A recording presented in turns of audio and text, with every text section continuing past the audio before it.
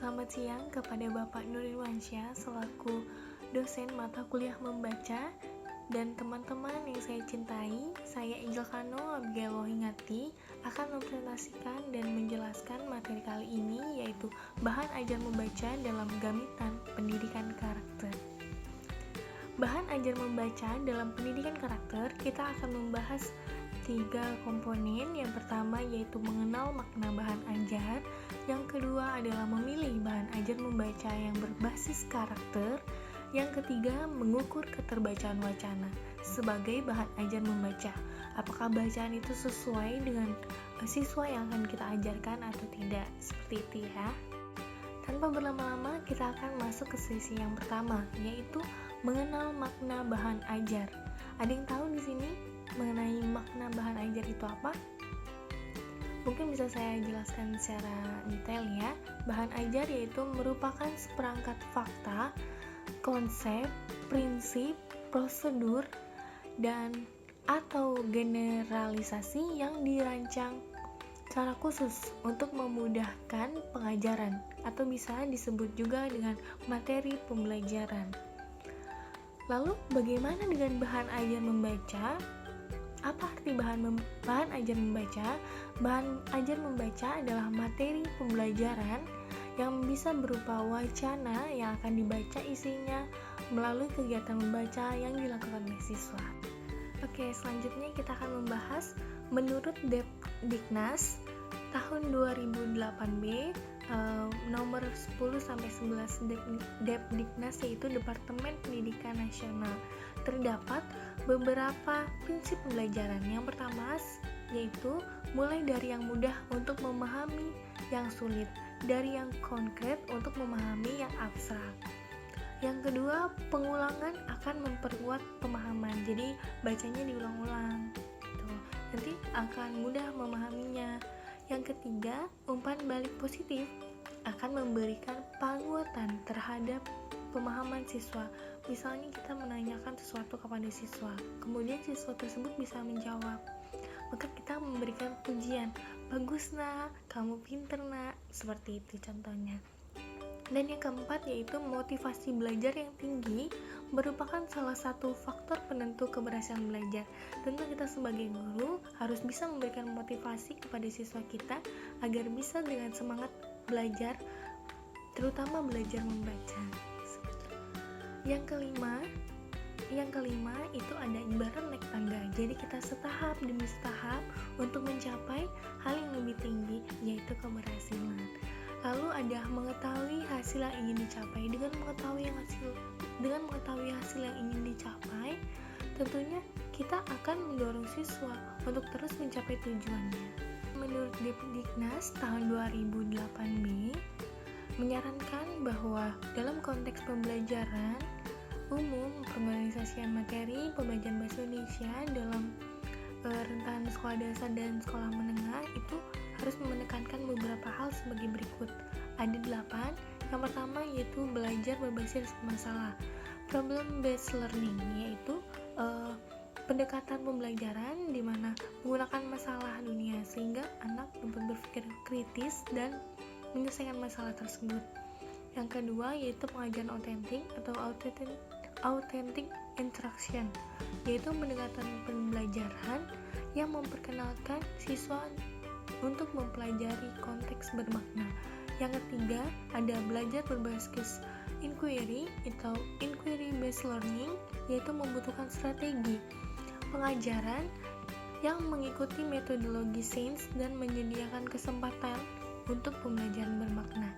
Yang keempat ada belajar berbasis proyek atau tugas atau project based learning yang membutuhkan suatu pendekatan pembelajaran komprehensif di mana lingkungan belajar siswa atau kelas didesain agar siswa dapat melakukan penyelidikan terhadap masalah atau melaksanakan tugas yang diberikan oleh gurunya. Yang kelima adalah belajar berbasis kerja atau work based learning, yaitu memerlukan suatu pendekatan pembelajaran yang memungkinkan siswa menggunakan konteks tempat kerja untuk mempelajari materi pembelajaran berbasis sekolah dan bagaimana materi tersebut dipergunakan kembali di tempat kerja. Yang keenam ada belajar berbasis jasa atau layanan atau juga service learning yang memerlukan penggunaan metodologi pengajaran yang mengombinasikan jasa layanan masyarakat dengan suatu struktur berbasis sekolah. Misalnya ada perpusnas keliling itu dari masyarakat, maksud saya dari sekolah untuk masyarakat gitu.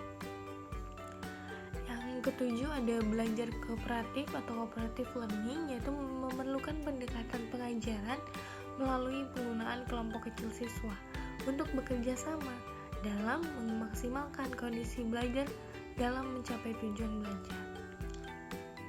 Oke, selanjutnya kita akan masuk konteks yang kedua, yaitu memilih bahan ajar yang berbasis karakter. Bahan ajar yang berbasis karakter itu yang seperti apa ya? Biasanya bahan ajar yang digunakan yang mampu menghadirkan pengetahuan karakter kepada siswa, sehingga selanjutnya ia akan memiliki perasaan yang baik dan berperilaku secara berkarakter. Bahan ajar pembelajaran membaca bukan merupakan pembacaan yang isinya belum atau sama sekali diketahui oleh siswa, melainkan yang sudah diketahui dan berasal dari kehidupan sehari-hari siswa, dapat berupa majalah, surat kabar, buku cerita anak, dan sebagainya. Bahan ajar membaca yang baik adalah bahan ajar yang sesuai dengan tingkat kemampuan membacanya atau tingkat kemampuan siswa. Di sini ada beberapa prinsip dalam memilih bahan ajar, yaitu yang pertama prinsip relevansi, yang kedua konsistensi, yang ketiga kecukupan. Lalu ada kriteria dalam memilih bahan ajar.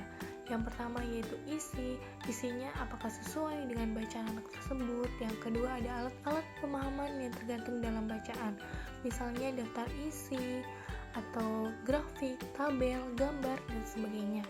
Lalu ada keterbacaan wacana, apakah bacaan tersebut sesuai dengan yang biasa dibaca oleh anak tersebut, atau bahasanya menggunakan bahasa-bahasa yang susah dimengerti oleh anak tersebut, seperti itu. Selanjutnya kita masuk ke dalam konteks yang ketiga, yaitu mengukur keterbacaan wacana sebagai bahan ajar membaca. Keterbacaan atau readability adalah ukuran tentang sesuai atau tidaknya suatu bacaan bagi pembaca tertentu dilihat dari segi kesukaran atau kemudahan wacananya. Jadi bahasanya itu atau bahasa yang memang digunakan anak-anak sesuai usianya, atau menggunakan bahasa-bahasa seperti kita mahasiswa, seperti itu. Oke, selanjutnya kita akan membahas formula-formula apa saja yang biasa digunakan untuk mengukur tingkat keterbacaan wacana. Yang pertama ada formula keterbacaan space, yaitu berguna untuk mengukur bacaan-bacaan di kelas rendah. Contohnya kelas 1, kelas 2, dan sebagainya. Dua faktor utama yang menjadi dasar dalam penggunaan formula tersebut ialah panjang rata-rata kalimat dan persentase kata-kata sulit. Melalui berbagai pengajian formula-formula itu telah dibuktikan keabsahan dan kepercayaannya untuk memperkirakan tingkat keterbacaan wacana. Akan tetapi, formula space itu kompleks dan penggunaannya memakan banyak waktu. Yang kedua, ada formula Dale and Chal atau mungkin bisa kita sebutnya ya. Formula keterbacaan ini berguna mengukur bahan bacaan di kelas-kelas 4 sampai kelas 16. Dari kelas 4 mungkin sampai kita di mahasiswa juga bisa ya. Formula ini diperkenalkan pada tahun 1947. Sama hal dengan formula space, formula Dale-Chal ini menggunakan panjang kalimat dan kata-kata sulit sebagai faktor-faktor penentu tingkat kesulitan bacaan. Rumus ini pun cukup kompleks dan memakan banyak waktu. Yang ketiga ada keterbacaan Fry atau graphic Fry. Graphic Fry dirumuskan oleh Edward Fry, dipublikasikan pada tahun 1977 dalam majalah Journal of Reading. Graphic Fry merupakan hasil upaya untuk menyederhanakan dan mengefisiensikan teknik menentu tingkat keterbacaan wacana. faktor-faktor tradisionalnya yaitu panjang pendek kalimat dan kata-kata sulit masih tetap digunakan. Untuk mengukur keterbacaan wacana bahasa Indonesia, formula ini dipandang memiliki kelemahan, sebab antara wacana bahasa Indonesia dan wacana bahasa Inggris memiliki banyak perbedaan khusus dalam jumlah suku kata yang digunakan, sehingga untuk diterapkan dalam wacana bahasa Indonesia ini perlu dilakukan beberapa penyesuaian. Yang keempat ada formula keterbacaan Rieger atau grafik Rieger. Keterbatasan ini, formula keterbacaan ini yaitu digunakan untuk seluruh bahasa. Memiliki prinsip-prinsip yang mirip dengan grafik Frey. Grafik Rieger ini menggunakan alat ukur jumlah kalimat dan jumlah kata sulit kata yang terdiri atas 6 atau lebih yang terdapat dalam wacana grafik Rieger diperkenalkan oleh Alton Rieger. Formula ini tampak mendekat kecocokan untuk bahasa-bahasa yang menggunakan huruf Latin. Grafik Rieger sendiri tampak terbalik jika dibandingkan dengan grafik Frey. Namun kedua formula keterbacaan tersebut sesungguhnya mempunyai prinsip-prinsip yang mirip ya. Yang kelima ada formula SMOG, Simple Measure of Gadelzucht, dikembangkan oleh McLaughlin pada tahun 1969. Formula ini lebih sederhana karena tidak menggunakan grafik dan hanya mempertimbangkan jumlah kalimat dan kata-kata sulit saja. Formula ini biasanya digunakan untuk mengukur keterbacaan wacana yang digunakan untuk siswa kelas 4 dan seterusnya sampai dewasa juga bisa. Formula SMOG didasarkan pada seperangkat prosedur statistika yang dikemas dalam 4 tahapan sederhana. Yang keenam ada teknik uji rumpang yang diperkenalkan oleh Russell Taylor pada tahun 1953 atau istilahnya closure, suatu istilah dari ilmu jiwa Gestalt. Konsepnya menjelaskan tentang kecenderungan orang untuk menyempurnakan suatu pola yang tidak lengkap secara mental menjadi suatu kesatuan yang utuh. Melihat bagian-bagian sebagai suatu keseluruhan. Berbeda dengan formula lain yang menekankan perhitungan harus dilakukan oleh guru, dalam teknik uji rumpang, pembaca diminta untuk aktif dan memahami wacana dan pemahaman yang sempurna dari wacana yang tidak lengkap, karena bagian-bagian tertentu wacana telah sengaja dihilangkan. Dengan demikian, teknik ini justru melibatkan siswa itu sendiri untuk menentukan layak atau tidaknya sebuah wacana tersebut digunakan sebagai bahan ajar membaca. Seperti itu. Oke, dari ke-6 formula keterbacaan tersebut, hanya 3 formula saja yang biasanya digunakan dan paling tepat digunakan dalam mengukur keterbacaan yang wacana bahasa Indonesia. Yang pertama yaitu formula grafik Frey, yang kedua formula grafik Rieger, dan yang ketiga formula SMOG. Maka sebaiknya bahan ajar itu harus sesuai dengan kondisi siswa, bermuatan karakter, relevan dengan tujuan membaca, fitur yang mempermudah siswa dalam membaca, dan tingkat kesulitannya pun relevan dengan kemampuan membaca yang dimiliki siswa, sehingga mencapai tujuan pembelajaran membaca yang diharapkan. Demikian presentasi dari saya, Angel Kano. Mohon maaf atas kurang lebihnya. Sampai berjumpa lagi di selanjutnya. Selamat siang.